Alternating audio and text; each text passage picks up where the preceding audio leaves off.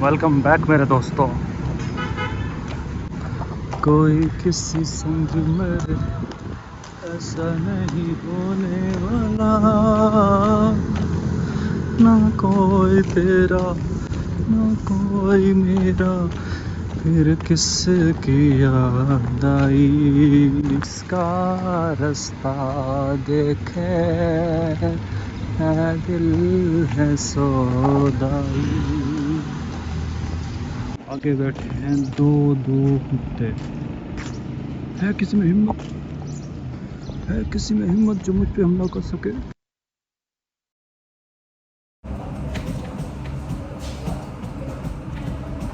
Busy लोग थे। अच्छा वो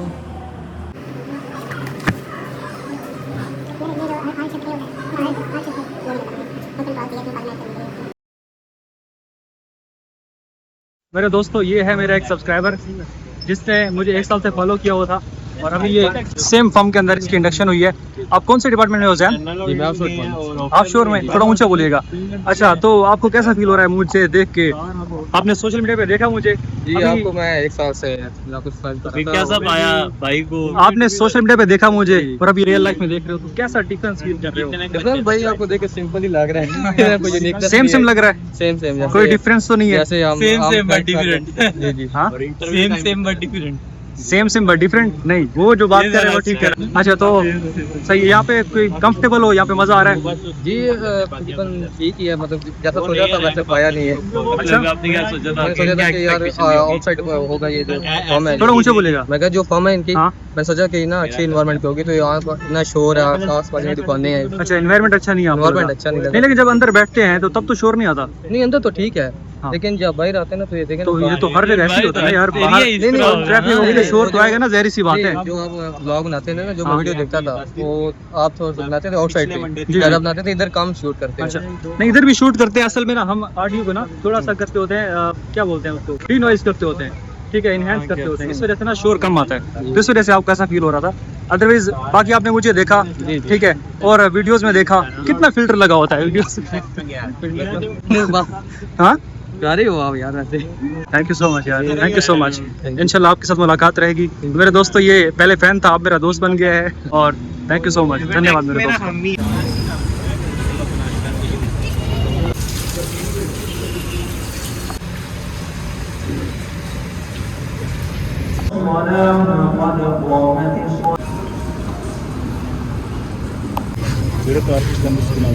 पता नहीं। मेरे दोस्तों ये वही सब्सक्राइबर था जिससे हमने बिरयानी खानी थी। उसने कहा था कि पिज्ज़ा भी खिलाएगा, लेकिन जब मैंने देखा कि वो तो छोटा सा बच्चा है तो फिर मैंने याद कर दी। मैंने कहा कोई नहीं, बख्श देते हैं, इसलिए मैंने उसको बख्श दिया। तो फेमस होके कैसा लग रहा है? किसको? तुझे? मेरे तो सब्सक्राइबर आ रहे हैं, भाई मेरे क्लासमेट आ रहे हैं। अभी मेरे क्लासमेट आ रहे हैं, तेरे subscriber.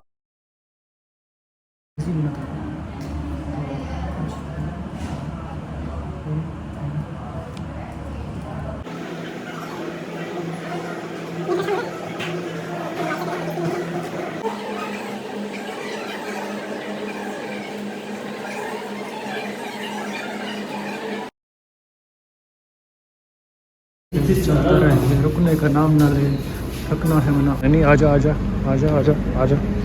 So I am on the way back to the hostel मेरा दोस्तों। कुछ ने कहा ये चांद है, कुछ ने कहा चेहरा तेरा।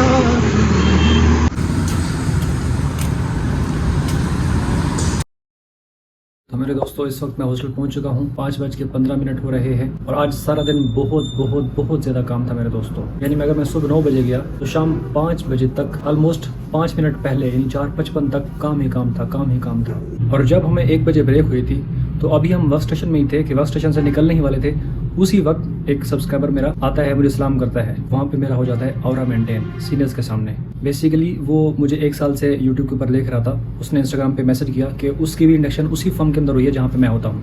लेकिन उसको ये बात कंफर्म नहीं है कि आया कि मैं उसी फर्म के अंदर हूँ या नहीं, क्योंकि मैंने अपनी वीडियोस के अंदर अपनी फर्म का नाम या लोकेशन नहीं बताई हुई। तो पहले तो उसने मुझसे कहा कि अपनी फर्म का नाम बताएं, क्योंकि मेरी भी इंडक्शन वहीं हो चुकी है। मुझे लगा कि यह सिर्फ और सिर्फ मुझसे बात निकलवाने के लिए, मुझसे फर्म का नाम डिस्क्लोज करवाने के लिए ये बात कर रहा है कि इसकी भी इंडक्शन वहीं हो चुकी है। तो खैर मैंने उसको कहा कि जब तुम्हारी ज्वाइनिंग हो तो मुझे मैसेज कर लेना, तो मैं तुम्हें मिल लूंगा। और उसको मैंने कहा था कि जब मैं मिलता हूँ तो मैं बिरयानी खाता होता हूँ। उसने कहा मैं तो पिज्जा भी खिला दूंगा।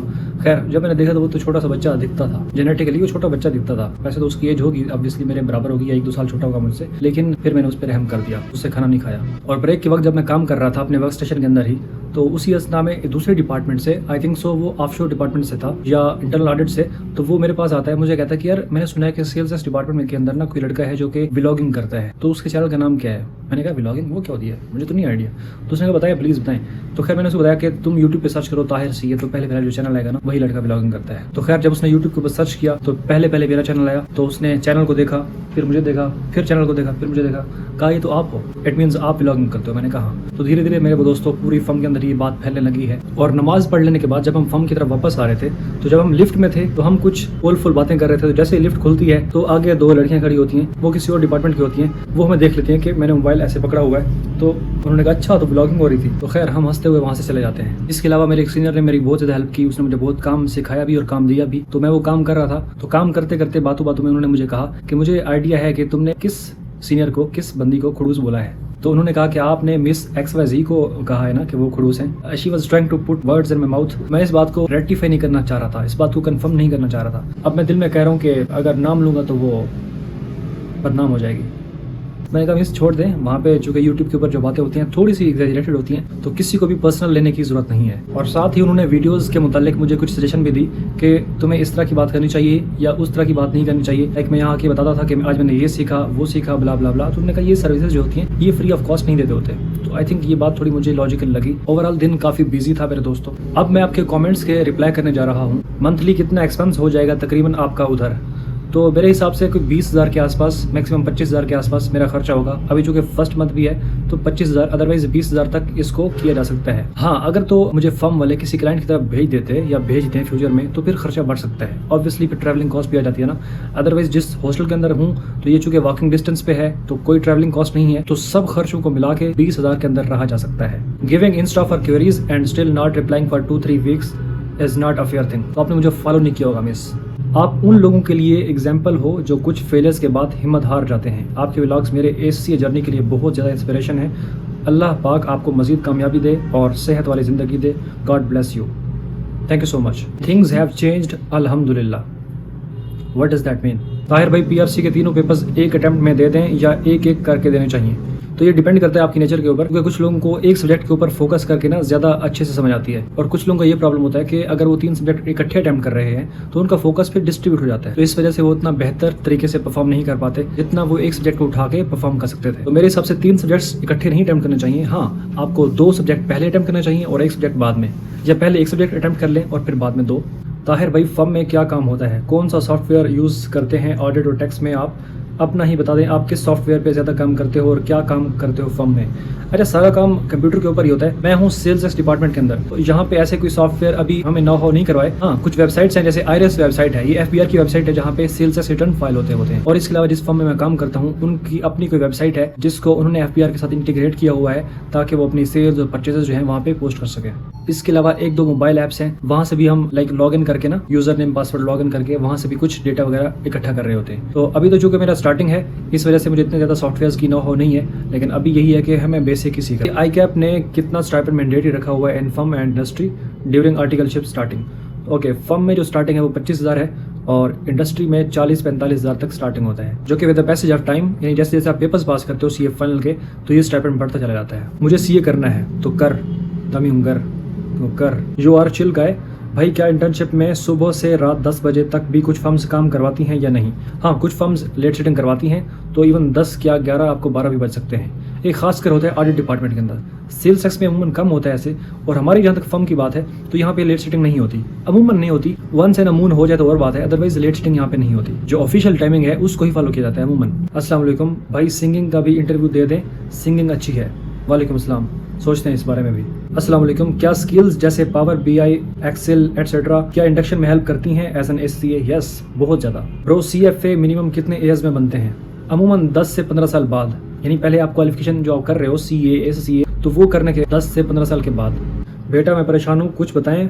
फंडामेंटल्स ऑफ अकाउंटिंग का पेपर दूसरी बार भी रुक गया, सारे पेपर्स पास हो गए, एक रहता लास्ट टाइम 42 पे रुका, इस बार 49 पे, क्या करूं कुछ बताएं। आपकी बेटी को चाहिए कि वो हिम्मत ना हारे, अभी तो वो मंजिल के बिल्कुल करीब तरीन है, यानी सिर्फ 1 नंबर से वो फेल हुई है। और अगर किसी भी स्टूडेंट के मार्क्स जो है 40s में आते हैं, यानी उसका पेपर 40s में फेल होता है, तो इसका मतलब उसकी प्रैक्टिस की कमी थी। तो आपकी बेटी को चाहिए कि जो फाइनल अकाउंट का क्वेश्चन होता है उस पर अपनी ग्रिप स्ट्रॉन्ग करे। इसके अलावा मैंने वीडियो बनाई है फंडामेंटल्स ऑफ अकाउंटिंग के हवाले से, उसको चाहिए वो वीडियो देखे, that will be very helpful for her. I have a huge crush on you, कल ब्रेक टाइम में आपको मस्जिद जाते देखा मगर ना कर सका, क्या आपका व्हाट्सएप मिल सकता है?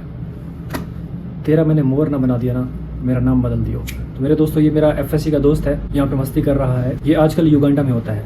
अस्सलाम वालेकुम। कैफ अगर लेट क्वालिफाई हो तो आर्टिकलशिप मिल जाती है आजकल के दौर में? वालेकुम अस्सलाम, यस मिल जाती है।